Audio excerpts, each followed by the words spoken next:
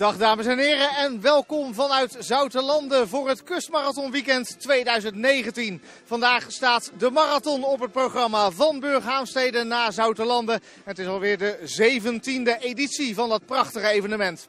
Om 12 uur vanmiddag was de start in Burghaamstede en rond 2:30 wordt de eerste loper hier in de Langstraat in Zoutelande verwacht. Want dat is natuurlijk weer de finishplaats van de marathon. Om 12 uur dus gestart. We gaan kijken naar de livebeelden op dit moment. En het commentaar daarbij is van Matthew Gideonsen. En het is een Zeeuws feestje voorlopig in deze 17e editie van de Kustmarathon. U ziet vooraan Tim Pleijten uit Vlissingen.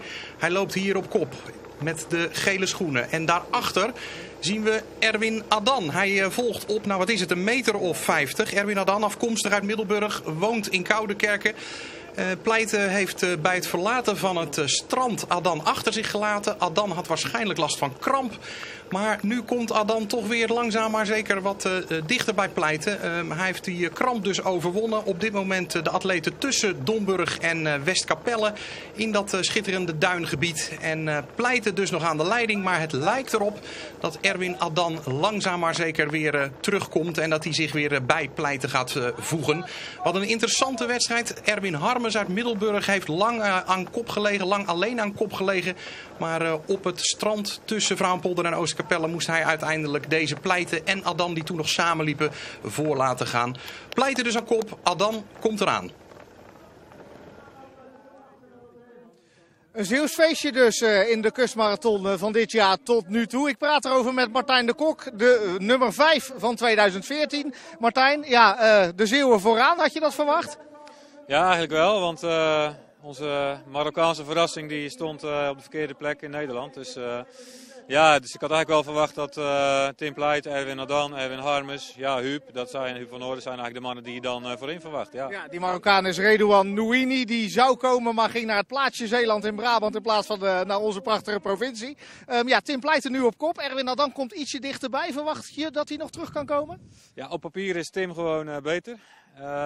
Maar goed, Erwin heeft al vaker verrast en hij heeft ook gezegd, ik heb er nu echt het hoofddoel van gemaakt. Hè. Dus en hij is iemand die met relatief weinig training kan die toch een hele goede marathon lopen. Dus ja, wie weet. Maar ja, ik zou denken dat Tim wel de beste papier heeft. Ja. Okay, nog ruim 10 kilometer te gaan bij de mannen, dus we gaan zien wat het wordt. We gaan nu even kijken bij de dameswedstrijd, want ook daar is het nog altijd spannend. Toch Matthew? Zeker spannend in die dameswedstrijd. Daar niet echt een Zeeuws feestje, maar ook daar zouden we wel een Zeeuwse overwinning kunnen krijgen uiteindelijk. Straks meer over de kop van de vrouwenwedstrijd. Dit is Monica Sandersen uit Vlissingen. Zij ligt op dit moment op de 5e plaats. Ik kan u een klein beetje vertellen hoe het vooraan gaat. Daar op dit moment, volgens de laatste berichten althans, de dames zitten op het strand op dit moment. Mireille Baart uit Wageningen aan de leiding. Zij is voormalig Nederlands kampioen in 2017. En daarachter Samantha Luitwieler uit Vlissingen. Hinke Schokker uit Friesland hebben we ook nog vooraan gezien. En daarachter op de 5e plaats dus deze Monica Sandersen. Vraag is of zij nog helemaal terug gaat komen vooraan. Ik denk dat we bij de vrouwen in ieder geval een strijd krijgen tussen Mireille Baart uit Wageningen en Samantha Luitwieler uit Vlissingen. Dus ook daar misschien een Zeeuwse winnares. Martijn, Mireille Baart op kop, Samantha Luitwieler daarachter. Samantha Luitwieler was ook een dame die genoemd werd vooraf, hè? Ja, en terecht, want ze heeft vooral afgelopen zomer heel goed gelopen. Een goed straatloopcircuit gedraaid. En de kustloop, halve marathon bij Vrouwenpolder, heeft ze heel goed gelopen. Maar goed, ze ligt nog achter. Ik weet niet hoe groot het gat is. Nog niet zo heel groot. Oké, nou ja, leuk. Volop kansen dan nog, wie weet. Mireille Baart is een voor ons wat onbekendere, maar wij zagen in de beginfase dat zij gewoon met snelle mannen meeliep. Ja, toen liep ze bij Ruud Hozemans en Juri Versluis. Dus dat zegt wel iets, want dat zijn mannen waarvan ik denk top 15, misschien wel top 10. Ik ben benieuwd. We gaan het zien. We gaan nu eens even kijken hoe die kopgroepen tot stand zijn gekomen. Want om 12 uur was dus de start in Burg. Eerst even kijken naar de route. Start dus in Burghaamstede, een klein lusje richting Burgsluis. Dan de kering bij Vrouwenpolder, het strand op en dan langs de Walcherskust uiteindelijk naar de finish van de Kustmarathon in uiteraard Zoutelande. Nadat er eerst een minuut stilte is gehouden ter nagedachtenis aan de begin dit jaar overleden organisator Lijn Lieversen, vertrekken de atleten dan op de ring in Burg. En dan zien we eigenlijk gelijk in het begin een man die in het asielzoekerscentrum in Middelburg woont. Ikalo Fassa komt uit Eritrea. Hier in het rode shirt heeft hij in het begin de leiding gepakt. Erwin Harmes uit Middelburg is daar naartoe gelopen. En niet veel later zal Harmes hier het initiatief van voren overnemen. En Fassa voorbij gaan. Dit zijn de 4 achtervolgers met Van Noorden, Pleiten, Van den Broeke en Adan. 4 Zeeuwen. Van den Broeke helemaal rechtslopend hier is gestart als Haas. En zal uiteindelijk vlak voor het strand uitstappen. Hier goed te zien op de stormvloedkering het verschil. Kleine 40 meter tussen Harmes en de 4 achtervolgers waar die Fassa inmiddels zich heeft bijgevoegd. Hier dan de dames. In het midden zien we Mireille Baart. En de iets wat luchtig geklede dame is Hinke Schokker. Zij liggen 1 en 2. En niet lang daarna moet Sa de snelle start bekopen. En hij stapt op de Veerse Gaddam uit de wedstrijd. Dan zijn we op het strand. Tussen Oostkapelle en Vrouwenpolder. Tussen Vrouwenpolder en Oostkapelle moet ik eigenlijk zeggen. Erwin Harmes dan nog aan de leiding. En hier zien we Mireille Baart opnieuw.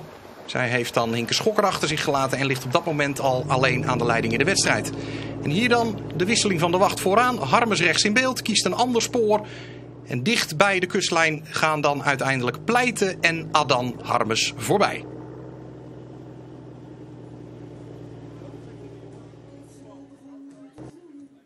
En daar gingen Pleiten en Adan er dus vandoor. Even daarna nam Tim Pleiten de leiding in zijn eentje en leek de marathon beslist. Maar de livebeelden met Hugh Gideons, het is weer spannend geworden, hè?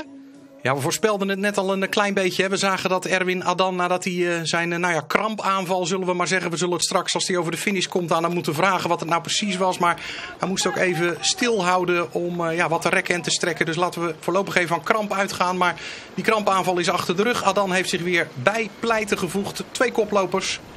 De kleine Pleiten wordt uitstekend uit de wind gezet door Adan op dit moment. En dan echt een broederstrijd krijgen we. De mannen kennen elkaar goed. Zijn vrienden, mogen we wel zeggen. En gaan dus hier samen uitmaken wie uiteindelijk, mocht er geen hele gekke dingen gebeuren, de 17e editie van de Kustmarathon wint. Erwin Adan is dus, zoals eerder gezegd, afkomstig uit Middelburg. Woont in Koudekerke. Hij is 27. Doet voor de 4e keer mee in de Kustmarathon. Eindigde vorig jaar als 5e. En Tim Pleiten vorig jaar 9e. Maar natuurlijk de winnaar in 2016.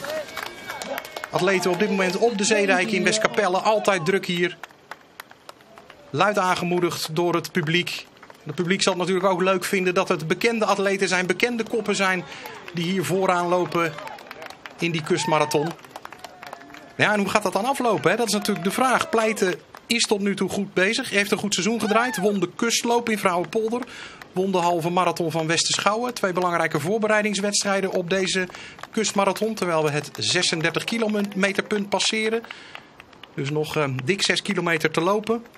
En Adan heeft eigenlijk zijn zinnen volledig gezet op deze Kustmarathon. Heeft hem gelijk aangestipt en heeft eerder deze week gezegd dat hij voor het podium gaat vandaag. Nou, dat lijkt dus te gaan lukken.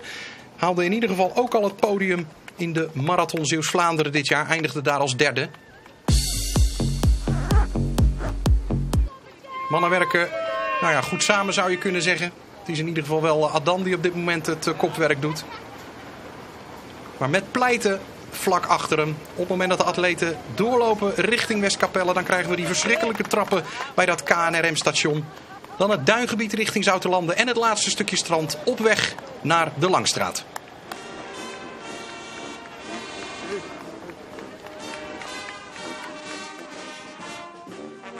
Spanning dus in de wedstrijd bij de mannen, terwijl de brassband naast ons al lekker aan het spelen is. Martijn, ja, Erwin Adan weer helemaal terug in de wedstrijd lijkt het, hè?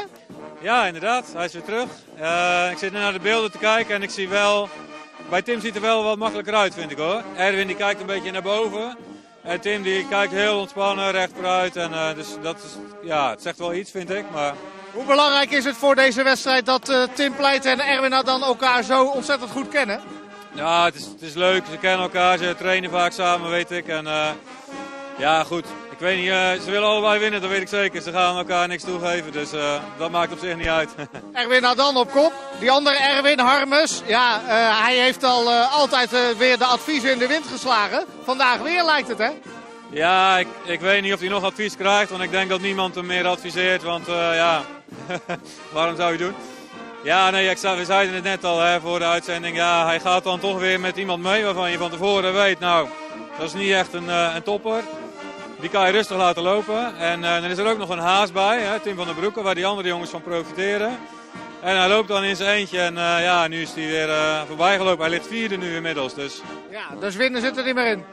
Winnen sowieso niet. Ja, wie weet podium, maar lastig denk ik. We gaan eens kijken of het bij de vrouwen ook nog steeds zo spannend is. Want daar liep Mireille Baart op kop. Is dat nog steeds zo? Oh, daar kunnen we nog niet naartoe, begrijp ik. Oké. We blijven nog even bij de mannen. Prima. Erwin Harmes dus. En gaan we dan naar de livebeelden of gaan we... Ja, we gaan naar de livebeelden van de mannen. Oké, daar gaan we. Ja, we komen maar met die livebeelden waar we zien dat de atleten op weg zijn naar de tank bij Westkapelle. Dat kenmerkende punt daar aan het einde, of het begin zo je wilt, van de Zeedijk. Voor de atleten in ieder geval het einde van de Zeedijk. Pleiten die het commando even heeft overgenomen is vooraan gaan lopen. En we zien dat Adan even bezig is om nog iets tot zich te nemen. Tim Pleiten in ieder geval aangemoedigd door het publiek.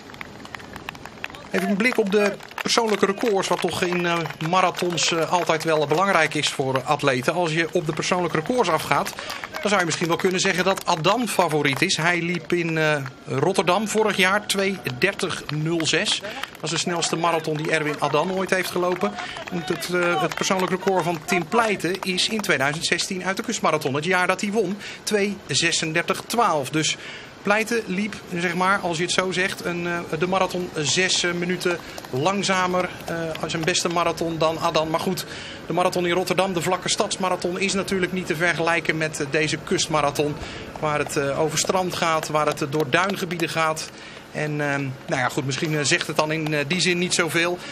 We kijken alvast eens op de tijd. De atleten zijn op dit moment 2 uur en 12 minuten onderweg. We spieken eigenlijk ook wel eens een beetje zo richting dat parcoursrecord. Dat staat net onder de 3 uur, gelopen door de Marokkaan El Mouaziz een aantal jaren geleden. Nou, de vraag is natuurlijk of dat parcoursrecord er wellicht dit jaar aan zou kunnen gaan. Dat zullen we straks zien als de atleten in de buurt van Zoutelanden gaan arriveren. Je zou kunnen zeggen dat de weersomstandigheden in ieder geval goed zijn. Er staat niet al te veel wind. En de wind die er staat in ieder geval voor de atleten niet ongunstig. Het is droog, het tij was goed. Dat betekent ook dat het strand er dan fijn bij ligt. Dus nou ja, je zou kunnen zeggen dat de ingrediënten in ieder geval aanwezig zijn om een snelle tijd te lopen. Adan dus nog steeds aan de leiding met Pleiten vlak achter hem.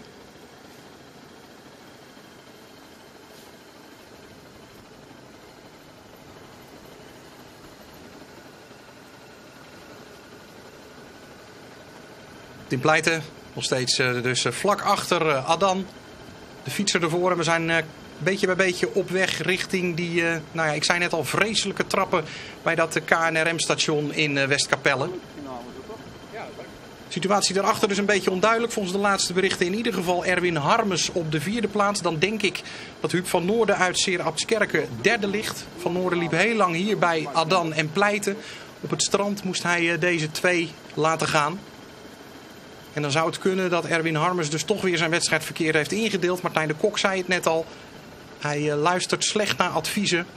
Vindt het moeilijk om niet te reageren op het moment dat bijvoorbeeld iemand wegloopt. Dat gebeurde in deze 17e kustmarathon in de persoon van de Eritreër Fassa. Die dus vlak na de wedstrijd er vandoor ging. Vlak na de start moet ik zeggen. Die Fassa er vandoor. Harmes dacht, ik ga erachteraan, want wie weet loopt hij wel alleen weg. En ja, dan moet je dat uiteindelijk in zo'n zware wedstrijd bekopen. Hier dat fameuze rondje rondom het KNRM-gebouw.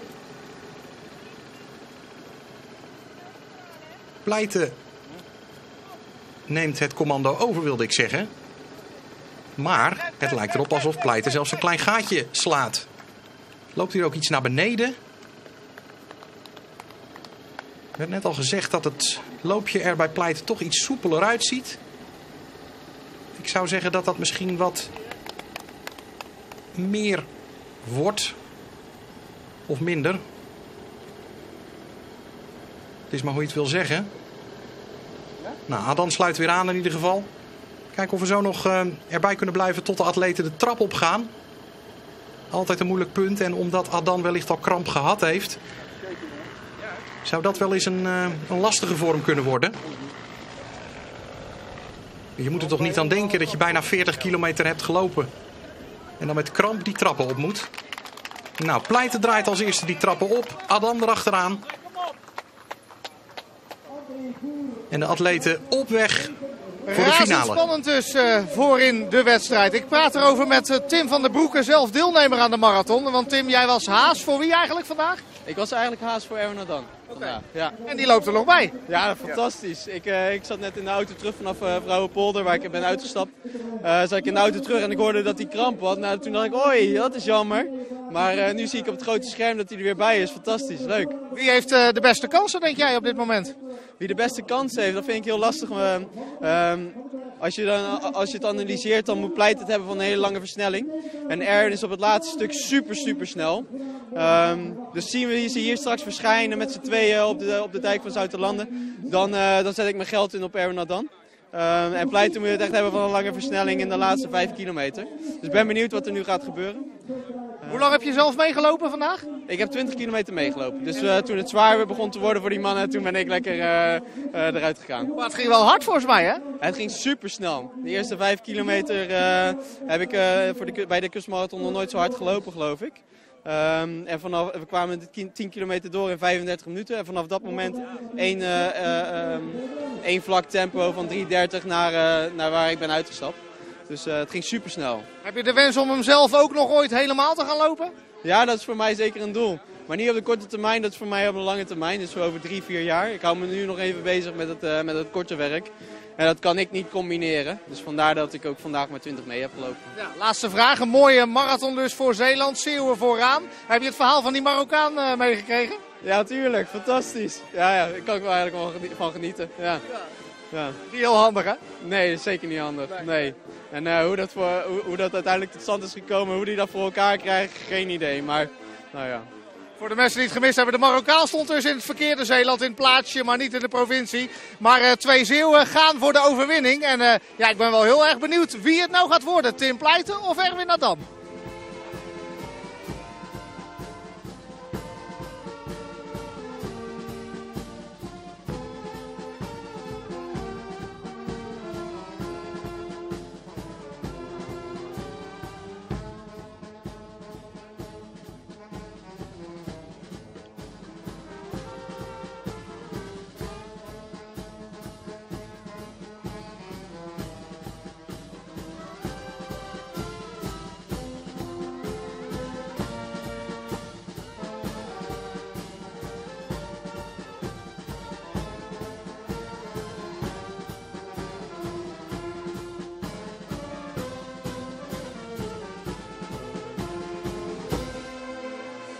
In de Langstraat met onze analist Martijn de Kok. Ja, Martijn, ik sprak net Tim van der Broeke. Die zegt, als ze hier samen aankomen, zet ik mijn geld op Erwin Adan. Want die is in de laatste meters nogal snel. Ja, als het op sprint aankomt, dan denk ik het wel. Alleen, hij heeft ook al een beetje kramp gehad. Dus ja, ook in een sprintje kan de kramp erin schieten natuurlijk. Dus, maar ik verwacht nog steeds, maar misschien heb ik geen gelijk. Maar dat Tim gewoon wegloopt. Want er komt nog een stukje strand. Dat ligt hem heel goed. Ik zag hem de trap op, had ik ook al het idee dat hij een klein gaatje maakte, maar toen schakelden ze net weer weg met beeld, dus ik weet niet hoe het er nu voor staat. Zullen we snel gaan kijken, want we hebben weer beeld uit de kopgroep. Tim Pleiten en Erwin Adan bij Matthew Gideons er tenminste bij, we horen hem. Ja, we zien Tim Pleiten en we kunnen op dit moment niet zien of Erwin Adan daar nog vlak achter loopt. Maar ik dacht ook hetzelfde te zien als Martijn de Kok, dat Adan het inderdaad lastig had op die trappen. En volgens mij kunnen we in dit beeld inderdaad concluderen dat Pleiten alleen loopt. De vraag is alleen, loopt Adan daar dan voor of loopt hij daar dan achter? Ik denk dat Pleiten alleen voorop loopt. Ik zie Adan daar in ieder geval niet voor hem uitlopen. Wij kunnen uiteraard met die motor niet die trap bij Westkapelle op. Dus vandaar dat we dan de atleten even moeten laten gaan en ze later weer op kunnen pikken. Moeilijke beelden natuurlijk altijd, moeilijke verbindingen in dat duingebied. We herkennen Pleiten in ieder geval. En dus Adan, die al eerder inderdaad kramp had, heeft dat waarschijnlijk op die trap ja, toch niet vol kunnen houden. Misschien dat Pleiten dat ook wel gezien heeft en gedacht heeft, nou ja, ik loop hem er zo meteen wel af op die trap. Hier dat glooiende duingebied tussen Westkapelle en Zoutelande. We komen zo meteen ook op het hoogste punt van de marathon. Daar altijd een prachtig beeld in de richting van Zoutelande. En dat moet toch ook, als je Tim Pleiten bent, een heel lekker gevoel zijn. Nog 3 kilometer en een beetje. En dan gaat Tim Pleiten voor de tweede keer in zijn carrière de kustmarathon winnen. Dat deed hij dus al een keer in 2016. En na die zege is het eigenlijk even wat minder gegaan met Pleiten. Raakte geblesseerd, overbelast. En er een tijdje uit geweest. Vorig jaar keerde hij terug in de kustmarathon. Eindigde toen als 9e. En daarna langzaam weer op gaan bouwen. Om wellicht hier vandaag in topvorm zijn tweede kustmarathon te kunnen winnen. 34 jaar is hij, Tim Pleiten. Komt uit Vlissingen. Hij werkt als laborant bij het Radiotherapeutisch Instituut in Vlissingen. Maar is bijna ook professioneel atleet, zou je kunnen zeggen. Traint ontzettend veel. Loopt veel trails in Europa. Trails zijn wedstrijden over onverhard parcours van vaak een langere afstand. Soms nog langer dan de marathonafstand. Maar goed, als Zeeuw moet het toch voor Tim Pleiten een bijzonder gevoel geven om hier weer vooraan te lopen. En wellicht die tweede kustmarathon te kunnen winnen. Maar goed, we hebben al veel gekke dingen gezien in deze wedstrijd. Ook door de jaren heen. Het kan zelfs in die laatste fase nog misgaan. Ook Tim Pleiten kan bij wijze van spreken kramp krijgen. Je weet het niet. Komt zo meteen nog het laatste stukje strand in de richting van Zoutelande. Maar dit ziet er in ieder geval nog bijzonder goed uit. We hebben geen zicht op het verschil tussen Pleiten en Adan. Maar Pleiten lijkt op weg naar de zege.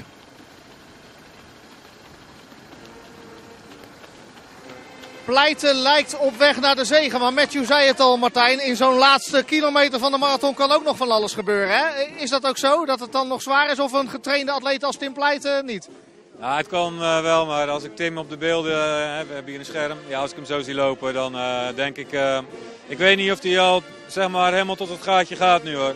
Ik denk dat hij gewoon best wel een stukje beter is en dat hij gewoon heel slim heeft gelopen zonder zich echt bovenmatig in te spannen.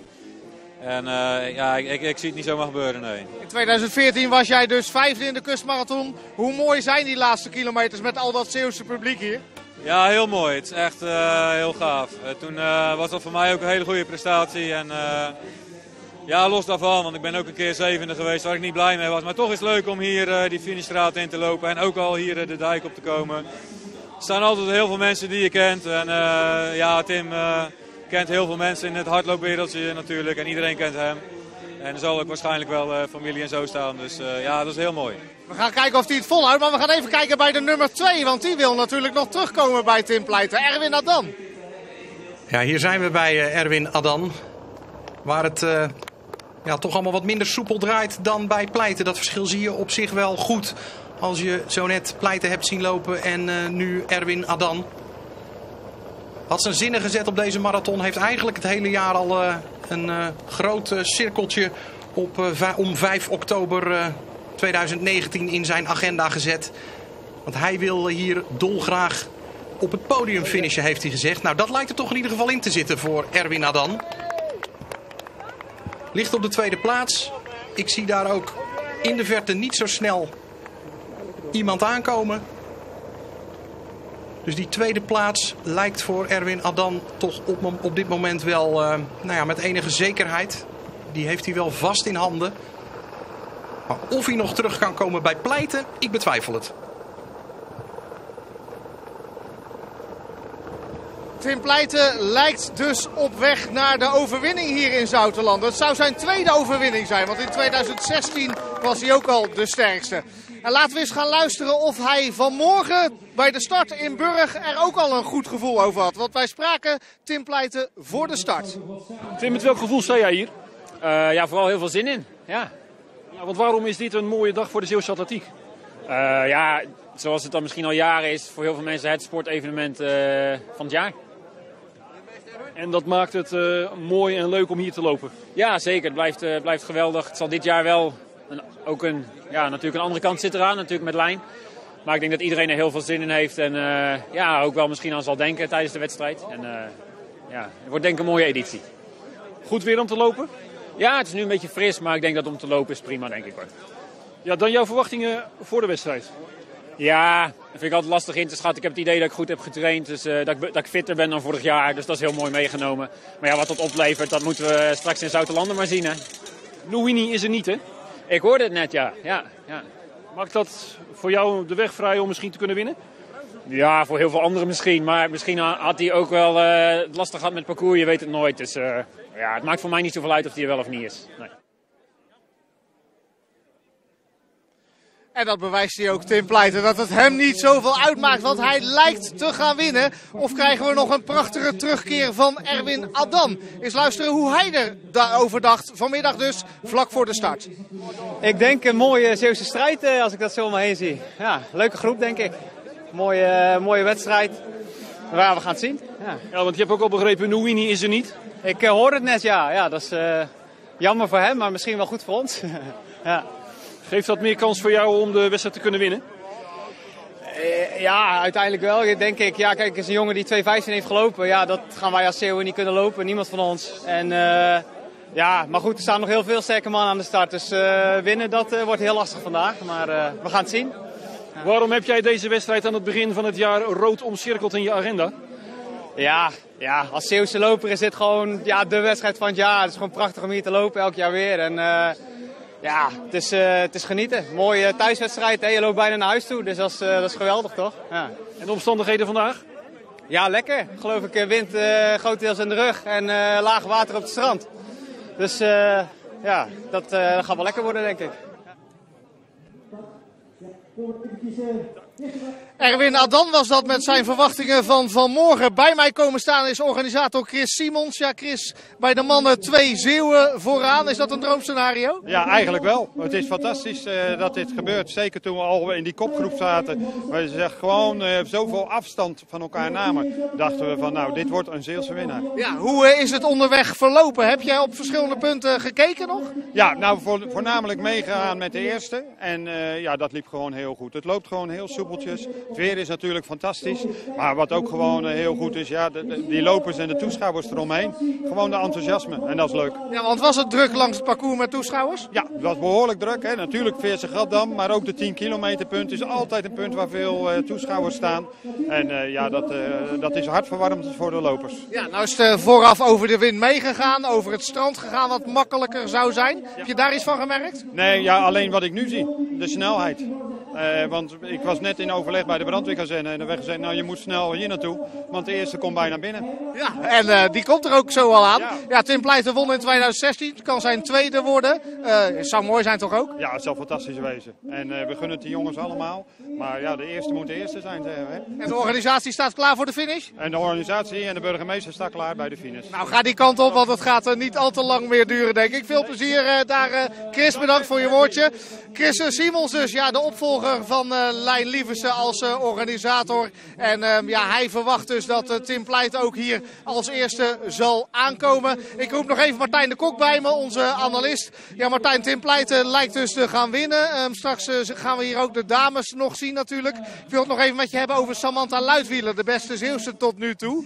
Misschien een wat minder bekende naam in de Zeeuwse atletiek als je kijkt over de afgelopen jaren. Ken je haar goed?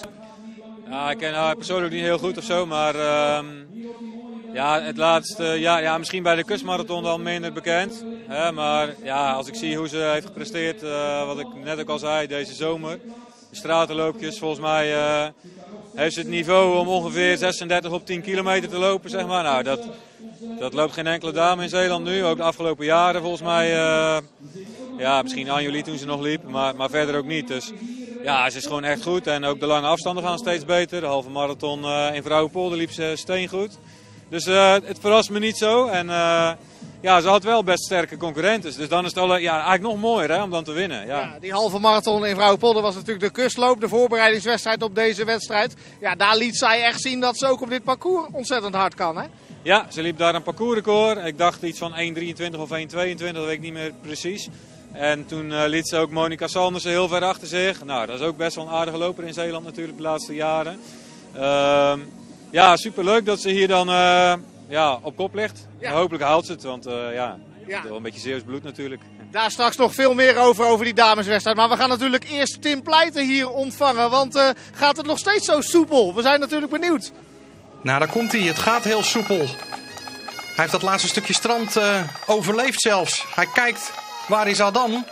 Kijkt al 3 keer om. Hij ziet misschien Adan niet zo snel.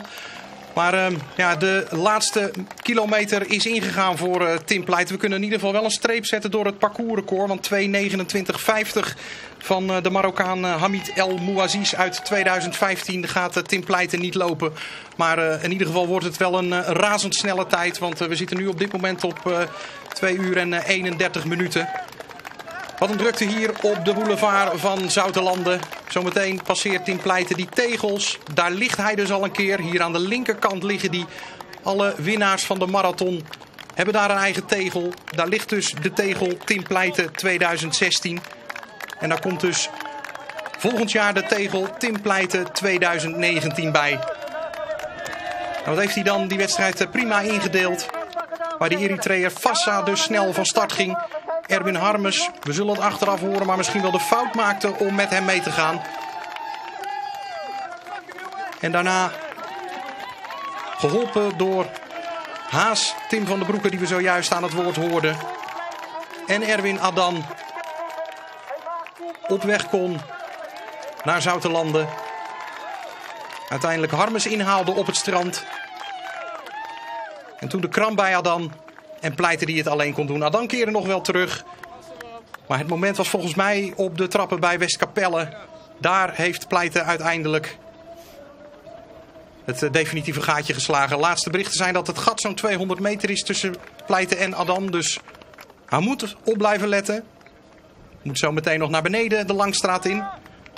Kijk nog wel steeds achterom. Je weet het natuurlijk nooit. Maar dit mag hij toch niet meer uit handen geven, Tim Pleijten. Ik heb het idee dat het hier ook niet allemaal meer heel erg soepel gaat. Maar hij draait hier de boulevard af. Gaat zo meteen linksaf de Langstraat in. En dan mag hij voor de tweede keer die zegentocht gaan maken.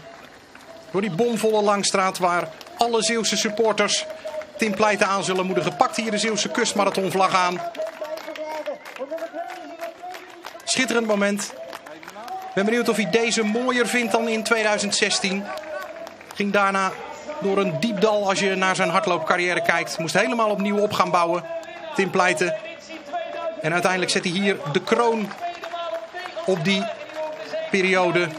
Door voor de tweede keer in zijn carrière de kustmarathon te winnen. Sebastian Sletterer won ooit 3 keer. Pleijten gaat voor de tweede keer winnen. En daar is hij. Tim Pleijten wint de 17e Zeeuwse kustmarathon. Hier gaat hij over de finishlijn. Oh my god, Tim is heel diep gegaan en dat mag ook. En hij is kapot, Tim Pleijten. Eindtijd officieus 2 uur 33. Ook een PR dan voor Pleijten. En Jan-Jaap. Tim Pleijten bij jou. Tim is binnen. En hij staat te puffen. Tim, geweldig gedaan. Kun je al wat zeggen? Ja, dat lukt wel. Hoe ging het? Ja, eigenlijk best wel goed. En bij het strand af dacht ik dat ik Erwin gelost had. En bij Westkapelle kwam hij er weer bij. Ja, en dan denk je, ik wil gewoon winnen. En bij de trap, bij Westkapelle, 2 trainen tegelijk en een gaatje gepakt. en uitgebouwd. Hoe bijzonder was het om met Erwin samen daar, loop even mee, om met Erwin samen daar te lopen? Ja, ik heb super veel met Erwin vroeger getraind, dus dat is wel heel leuk. En ik gun het hem van harte, maar ja, je wilt zelf ook gewoon heel graag winnen. Daar komt hij, ga hem een hand geven. Applaus van Tim Pleijten voor Erwin Adan, prachtig om te zien. Daar komt Erwin Adan. En ook hem gaan we natuurlijk opvangen. Hij is blij. En hij heeft het geweldig gedaan. En hij is kapot. En zo hoort het natuurlijk ook. Ja, we gaan even meeluisteren met Erwin. Zeeland naar Erwin Adan. Tim is nog Tweede plaats, jongen. Hoe geweldige wedstrijd was dit voor jou? Want je leek eraf te gaan en je kwam weer terug. Ja, het schoot in de kramp en dus ik moest even stoppen. En daarna ging het op zich wel weer, dus dan kon ik er weer naartoe lopen. Ik voelde me echt heel sterk. Dus ja, toen kreeg ik wel weer wat vertrouwen. Maar ja, trap op ging gewoon niet. Het had hij echt alweer een heel gat. Ja, en toen was het klaar. Ik vroeg het net ook aan Tim. Hoe bijzonder is het om als twee vrienden vooraan te lopen in de allerbelangrijkste wedstrijd van Zeeland? Ja, was natuurlijk gaaf. Heel veel mooier als dit kan het denk ik niet. Dus dat is hartstikke fijn om inderdaad met de Zeeuwen onderling dit te doen. Ja, het was gewoon een super gave wedstrijd. Ja, je zegt heel veel mooier kan het niet. 1 treetje nog, hè? Kan het mooier? Ja, dat was nog iets mooier geweest. Maar ja, er komen nog meer jaren. Ja, want jij hebt vandaag laten zien dat jij deze kustmarathon als geen ander aan kan. Ja, ik ben hartstikke blij. Echt heel blij. Ga je nu je vriend feliciteren, denk ik, hè? Ja, zeker weten. Nou, daar gaan ze. Tim Pleijten en Erwin Adan. Geweldig gedaan, alsjeblieft. En Tim Pleijten zegt, hij wint hem ook nog wel een keer. de winnaars van de kustmarathon. Geweldig dit. De 2 mannen naast elkaar. De 2 beste atleten van vandaag. Straks zullen we ze nog wat uitgebreider spreken. Maar het is mooi om te zien dat 2 zulke sterke Zeeuwse atleten hier samen over de finish komen. En we gaan kijken wie er straks nog komt natuurlijk. En ik hoop dat je even iets wat mensen die ook aan het zien zijn staan, hoe je deze dag beleefd hebt. Eindelijk wederom op dat bovenste puntje op het podium. 2016 voor de spelen al halve marathons doet hij heel goed.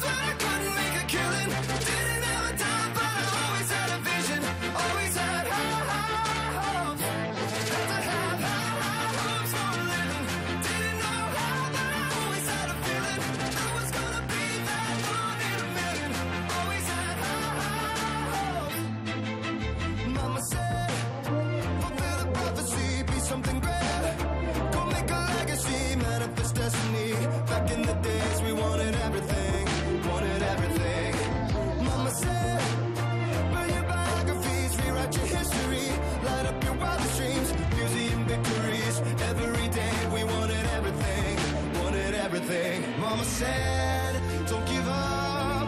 It's a little complicated. All tied up, no more love. And I'd hate to see you waiting. Had to have hopes for a living. Shooting for the stars, but I couldn't make a killing. Didn't have a time, but I always had a vision. Always had hopes. Had to have hopes for a living. Didn't know how, but I always had a feeling. I was gonna be that one in a million. Always had hopes. Mama said, something for oddities, stranger possessed. Ain't ever wanna be the winning the novelties. Don't ever change, we wanted everything. Wanted everything. Stay up on that rise, stay up on that rise. Never come down, oh. Stay up on that rise, stay up on that rise. Never come down. Mama said, don't give up. It's a little complicated. All tied up, no more love. And I'd hate to see you waiting. They say it's all been done, but they haven't seen the best of me. So I got one more run, and it's gonna be a sight to see. Fantastisch, heerlijk. Wat een mooi podium. Ralf. Daar is hij, Ralf Wiesner op de 3e plaats. Geweldig gedaan, geweldig gedaan. Ook bij de burgemeester en bij Chris Simons. Even felicitaties voor Erwin Adan. En dan komt hij bij ons, Ralf Wiesner. Ralf, gefeliciteerd. Ik wil eerst even mijn excuses aanbieden. Kus van Tim Pleijten. Tim Pleijten wint, Erwin Adan tweede. Wij mogen iets naar hier. Ralf, wij maakten gisteren een filmpje met Zeeuwse favorieten. Daar hebben we jou niet in gemonteerd. Sorry daarvoor. Geeft niks. Volgend jaar beter. Want had jij dit wel van jezelf verwacht, een podiumplaats? Nou, ik heb wel een beetje misschien erover gedroomd van de week. Maar verwacht zeker niet. Maar ik had wel vanaf het begin zoiets Mathieu van der Poel zijn woorden te spreken. Go big or go home. Het is gelukt. Het is big geworden. Ja, en met mijn vrienden op het podium. Dat is echt top. Ja. Met Erwin en Tim. Dus deze dag gaat niet meer stuk. Misschien gooi ik mijn schoenen wel weg ook. Ik kap er lekker mee. Want mooier dan dit wordt het niet meer. Nee, dat lijkt me sterk. Ja, alhoewel. Een paar treetjes hoger. Nee, dat gaat niet gebeuren. Hoe ging het onderweg vandaag? Want je ziet er nog vrij fris uit, vind ik. Jawel, maar ik moet heel eerlijk zeggen dat ik eigenlijk me niet eens echt super lekker voelde of zo. Hoe gek het ook klinkt. Maar ik had van tevoren een plannetje bedacht. Ik denk, ik ga me aan het plan houden. En er liepen wat mensen weg bij ons. Ik heb ze lekker laten lopen. En op het strand al wat mensen ingehaald. Michel op het laatste nog een goede strijd. Ook lekker samengewerkt met Michel Vagen. En op het laatste moet ik zeggen, heb ik wel een klein beetje kramp. Maar dat mag, hè. Straks sta je op het podium met Tim Pleijten en Erwin Adan. Dat is het mooiste moment uit jouw atletiekcarrière. Ja, nou, daarom zeg ik, misschien moet ik mijn schoenen weggooien. Het zijn allebei goede vrienden van me. En daar heb ik van de week een klein beetje over nagedacht. Weet je wel, stel dat ik met mijn vrienden op het podium sta. Nou, daar ga ik nu maar van genieten, denk ik. Doe ons een plezier en ga gewoon lekker door. Dankjewel, dat doe ik zeker. Wees maar niet bang. Ralf Wiesner, een geweldige prestatie. Een derde plaats voor hem. Tim Pleijten, Erwin Adan en Ralf Wiesner. Ja, een gedroomd podium voor een Zeeuwse wedstrijd, denk ik. En Ralf Wiesner is voor mij toch wel de grote verrassing van vandaag. Ja, straks komen de vrouwen en laten we kijken of we daar ook nog een Zeeuws succes kunnen boeken. Net lag Samantha Luitwieler op de tweede plaats. Maar misschien kan zij ook nog wel een gooi gaan doen naar de overwinning.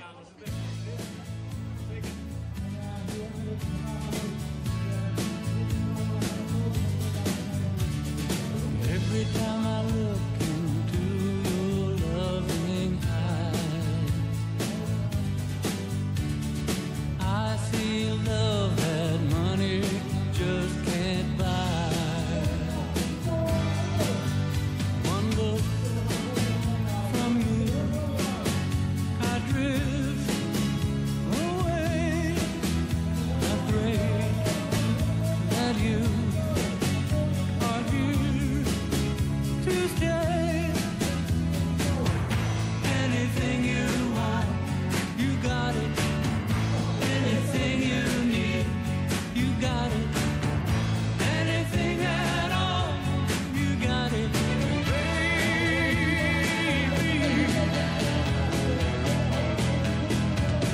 Every time I hold you, I begin to understand. Everything about you tells me I'm your man. I live my life to be. Mensen, applaus voor Huubie van Noorden. En Huub kunnen er nog eentje doen. Een hele mooie salto in richting het mooie Zand. 1, 2 en 3 dus voor de Zeeuwen. Tim Pleijten, Erwin Adan, Ralf Wiesner. Ja, Martijn, wat een podium.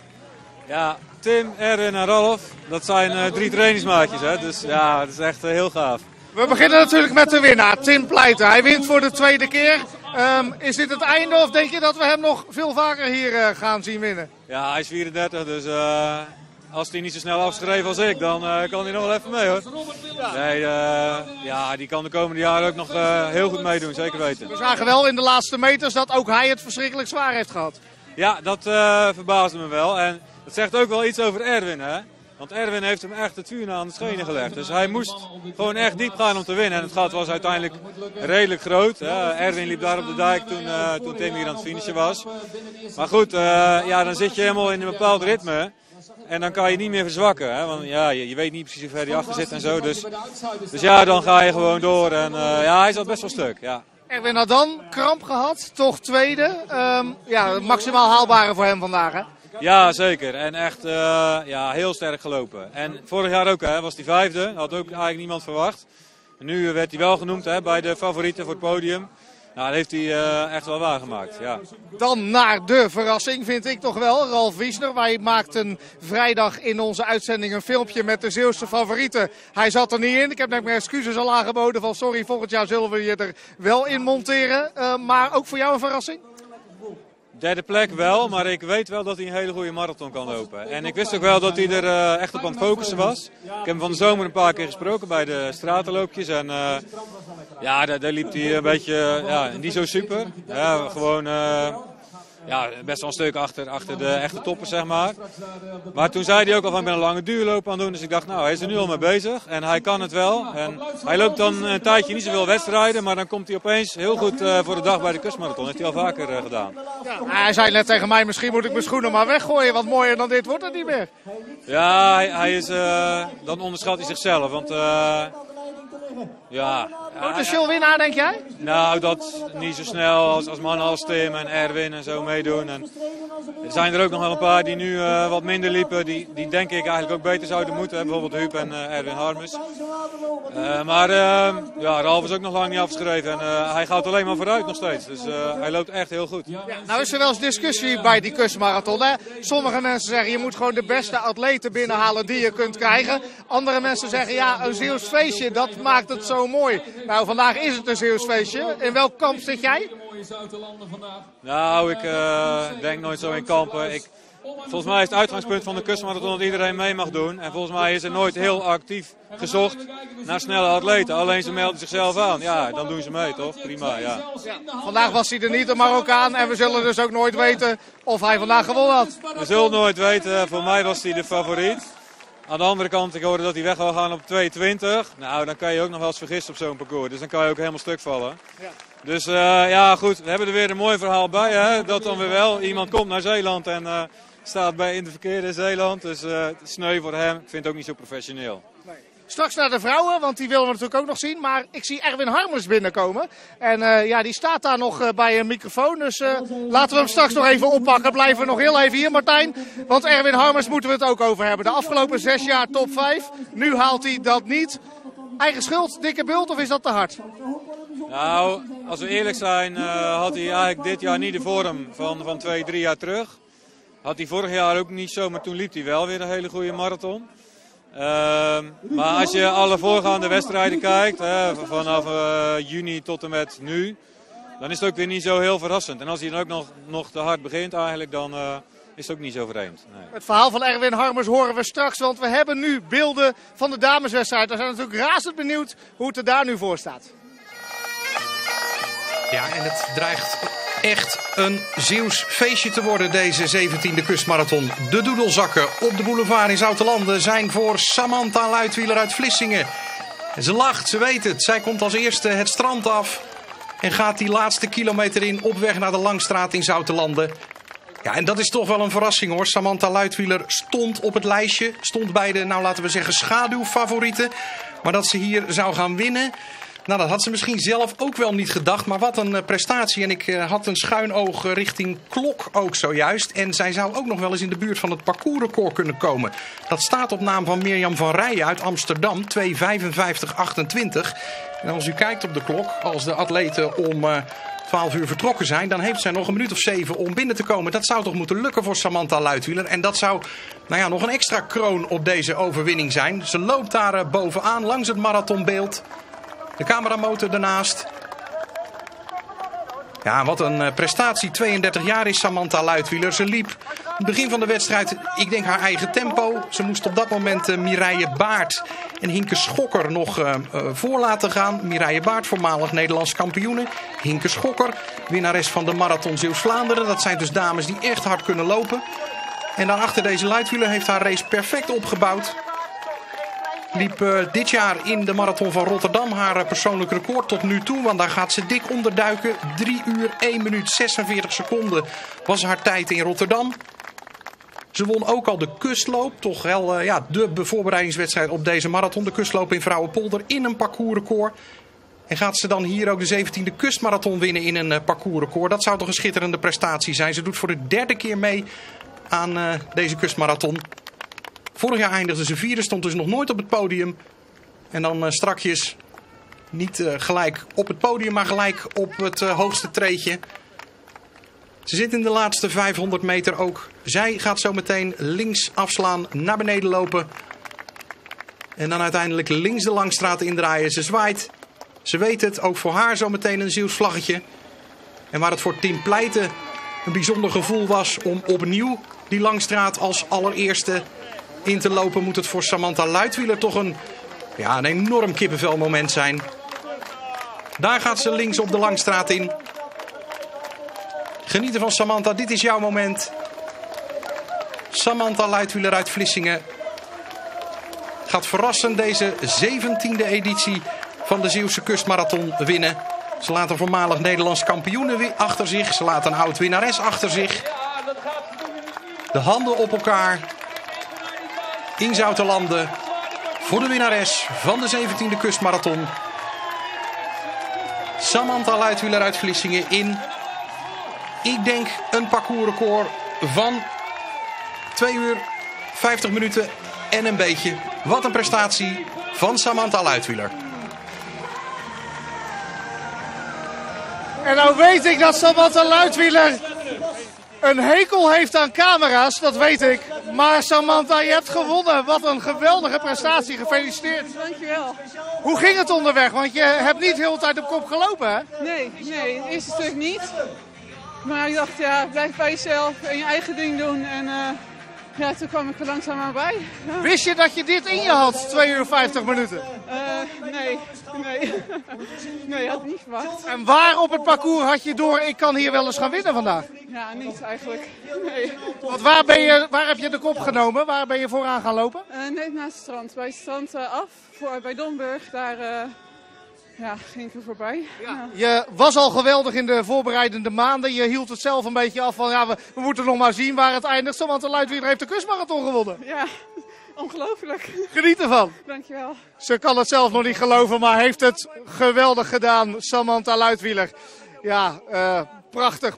2 Zeeuwse winnaars, Tim Pleiten en Samantha Luitwieler. En we gaan kijken wie er straks nog achteraan komt in de dameswedstrijd. Maar dat we hier een Zeeuwse winnares hebben, de eerste volgens mij sinds Anjolie Engels, is natuurlijk ontzettend bijzonder. En wat een mooie winnares die zoveel progressie heeft gemaakt de afgelopen jaren. En nu ook met ruime voorsprong weet te winnen, want verder nog geen vrouwen in beeld hier in de Langstraat.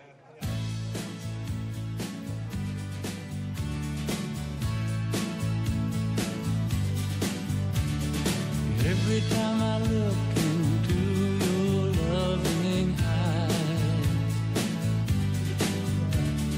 I see love that money just can't buy. One look from you, I drift away. I pray that you are here to stay. Anything you want, you got it. Anything you need, you got it. Anything at all, you got it, baby.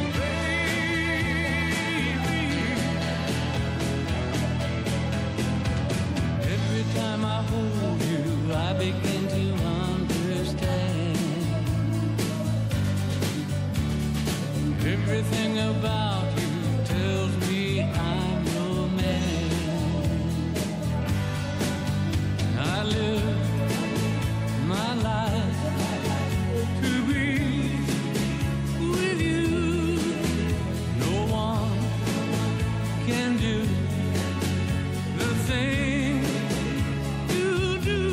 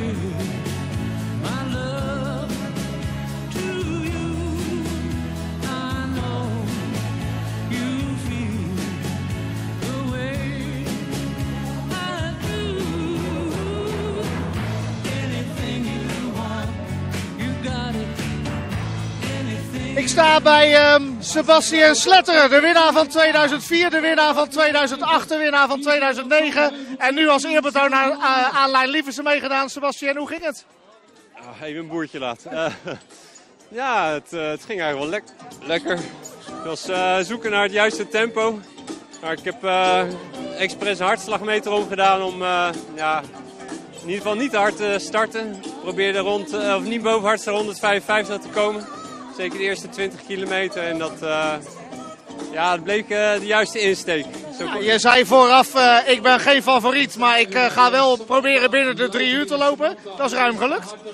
Ja, als ik iets in mijn hoofd heb. En, ik ben op zich altijd wel realistisch. Niet te hoge verwachtingen. Ja, bij goede omstandigheden, dat was vandaag wel, leek me mogelijk. En ik heb het kunnen waarmaken. Dus, en haal je er ook wel op deze manier veel voldoening uit als een marathon? Of wil je eigenlijk gewoon bij de eerste 3 lopen? Nee, kijk, weet je, als je zelf doelstellingen formuleert en je maakt het gewoon waar, dan... ik heb gewoon echt wel genoten onderweg. En het is ook fijn om op deze manier te lopen, maar wel eenmalig. Onderweg nog aan Laan Lieversen gedacht? Ja, zeker. Aan het begin vooral.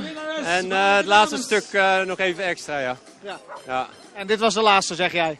Ja, dat zeg ik. Ja, dat hoor je goed. Ja. Mooie afscheid zo dan voor jou van de marathon? Ik denk het wel. Ik zie daar mijn zoontje staan. Ik weet niet wat hij heeft gedaan, maar hij ziet er trots uit. Dus het stokje is overgedragen. Dan kan ik coachen en rusten en lopen om fit te blijven. Namens de Zeeuwse sportliefhebbers bedankt voor al die mooie jaren kustmarathon en die geweldige overwinningen. Dankjewel, graag gedaan. Geniet ervan. Ja. Sebastian Sletterer, een juweel voor de Zeeuwse sport. Vandaag derde. En terwijl ik met Sebastian aan het praten was, kwam ook de tweede dame binnen, Mireille Baart. En die gaan we nu even opzoeken, want ik ben natuurlijk ook wel benieuwd naar haar verhaal. Want zij liep heel lang op kop, maar kon dus niet winnen. Straks met Mireille Baart.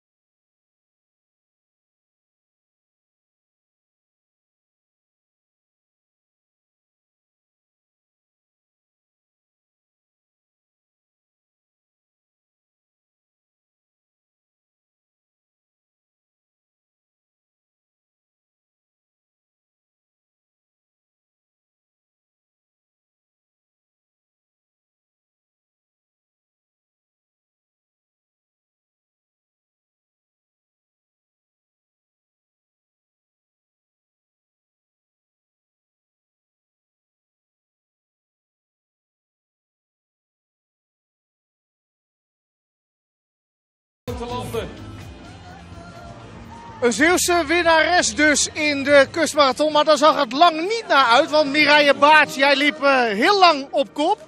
Ben je te snel van start gegaan? Ik ben wel van wel, ja. Het ging zo lekker met de wind in de rug. Maar toen we van het strand afgingen, toen liep de eerste dame voorbij. En,